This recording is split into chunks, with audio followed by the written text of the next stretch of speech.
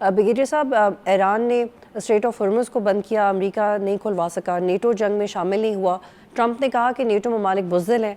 अब आपको लगता है कि ग्राउंड इन्वेजन के ज़रिए ईरान के खार्क जज़ीरे पर हमले की रिपोर्ट्स हैं, जो कि ईरान की इकॉनमी की लाइफ लाइन है, क्या ग्राउंड इन्वेजन मुमकिन है, जिस खदशे का इजहार अभी जॉन भी कर रहे थे? एक तो लड़ाई की जो शिद्दत है ये अनएक्सपेक्टेड रही है दोनों तरफ।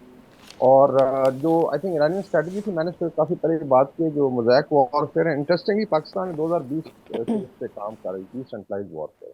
उसमें यंग ऑफिसर्स हैं, ब्रिगेडियर जनरल्स और लेफ्टिनेंट कर्नल, उनके हाथ में एक ऑर्डर दे दिया जाता है कि आपने हदाफ अचीव करना है, they are been able to do it. बाकी नुकसान आई थिंक ज्यादा हुआ है और दोनों तरफ से। आई थिंक जो कैलकुलेशन ईरान में 85,000 उन्होंने अटैक किए हैं, इसके अंदर घर भी हैं, हॉस्पिटल हैं, बच्चे आपने देखा शहीद हुए, हमारी बच्चियां हैं शुरू में।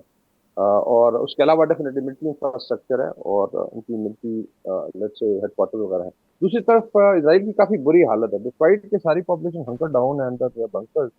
लेकिन स्टिल आप खुद महसूस करें या एनालाइज करें कि एक महीना अगर आप बंकरों में रहते हैं तो फिर then you become a psycho patient. Lot of pressure within Israel also. America का मिलिट्री जो नुकसान हुआ है, लाइक स्पेशली जो यूएसएस जेरल्ड फोर्ड को हिट किया गया, जो I think unprecedented, world war two के बाद पहली दफा कोई एयरक्राफ्ट कैरियर जो है ना अमेरिका से किसी ने अटैक किया।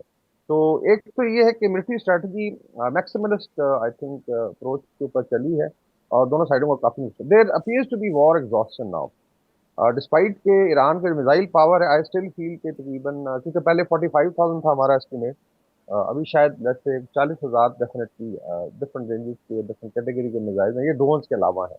तो इट मीन्स के दे हैव द कैपेबिलिटी। फिर आपको पता है दोनों जो बड़ी माउंटेन रेंजेस हैं, जरगोस माउंटेन है या आपका अल्बर्ट माउंटेन है, उसके अंदर ये सारी टक्ड इन है, 8-9 तो मिसाइल सिटीज हैं और मेरा ख्याल है एक इनका अंडर अंडर सी मिसाइल बेस भी है।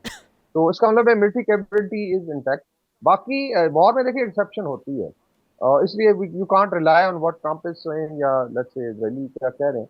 ऑन ग्राउंड ये है कि वॉर एग्जॉस्शन है दोनों तरफ और पीस की तरफ मूव करना चाहिए। आपको याद होगा पाकिस्तान भारत का जब मार्का हुआ, उसमें कितना झूठ बोला गया भारत की तरफ से, मतलब they were not even ready to accept कि एक घात की तरफ। तो ये यही चलता रहता है, इसमें क्लेम्स भी किए जाएंगे, डिसेप्शन होगी।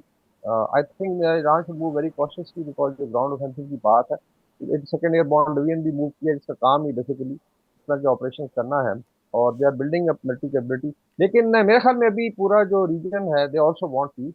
इसमें चाइना ने कुछ हिंट्स दी हैं, रशियन फेडरेशन की तरफ से मैसेजिंग हुई है और गल्फ स्टेट भी चाहते हैं, आई एम श्योर ईरान भी चाहता है, because we would not like खुदा ना खास्ता कि इतना नुकसान हो जाए कि then it becomes I would say कि एक खुदा ना खास्ता ऐसी स्टेट बन जिसको सर्वाइव करना मुश्किल हो जाए। तो अमन की तरफ चीजें मूव करेंगी।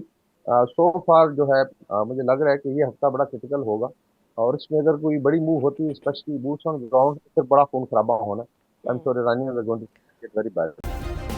सब्सक्राइब करें और बेल दबाएं ताकि कोई खबर रह न जाए।